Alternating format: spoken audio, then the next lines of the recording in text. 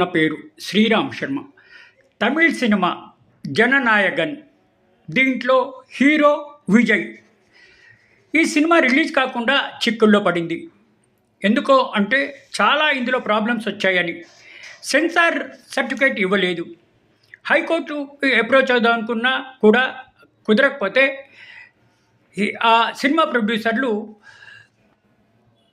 తప్పనిసరిగా సుప్రీంకోర్టుకు వెళ్ళాలి అని నిర్ణయించుకుని సుప్రీంకోర్టులో రిట్ పిటిషన్ ఫైల్ చేశారు.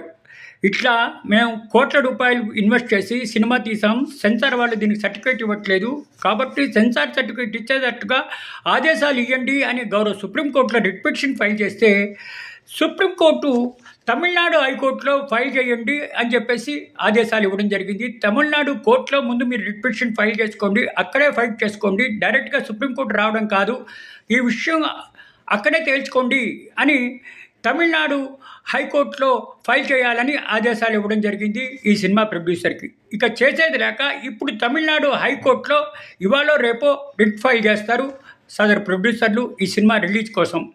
సుప్రీంకోర్టు మద్రాస్ హైకోర్టుకి ఆదేశించింది జనవరి 20వ తేదీ లోపల ఈ కేసు తీర్పు డిసైడ్ చేయమని. సుప్రీంకోర్టు రిఫ్యూజ్ చేసింది హియరింగ్ కోసం, తిరిగి మద్రాస్ హైకోర్టులోనే తేల్చుకోవాలి అని ఆదేశాలు ఇవ్వడం జరిగింది.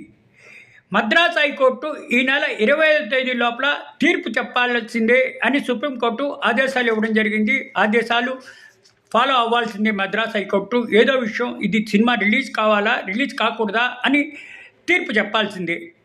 ఇన్ని కోట్ల రూపాయలు ఇన్వెస్ట్ చేసి ఈ సినిమా రిలీజ్ కోసం అని చెప్పేసి అందరూ ఎదురు చూస్తున్న సమయంలో చిక్కుల్లో పడింది సెన్సార్ బోర్డు ప్రాబ్లం క్రియేట్ చేసినందువల్ల. ఇంకా చేసేది లేక మద్రాస్ హైకోర్టులో రిట్టు, ఆ తర్వాత సుప్రీంకోర్టు, మళ్ళీ సుప్రీంకోర్టు నుంచి తిరిగి మద్రాస్ హైకోర్టుకి వేయబోతున్నారు ఇవాళ రేపు. కాబట్టి ఇది చాలా అంటే చాలా చిక్కుల్లో ఉంది. మరి ఏమవుతుందో వేచి చూడాలి. మనందరం 1000 కళ్ళతో ఎదురు చూస్తున్నాం ఈ సినిమా ఎప్పుడు రిలీజ్ అవుతుందా అని. చూడాలి మరి ఏమవుతుందో, మద్రాస్ హైకోర్టు ఏ తీర్పు ఇస్తుందో.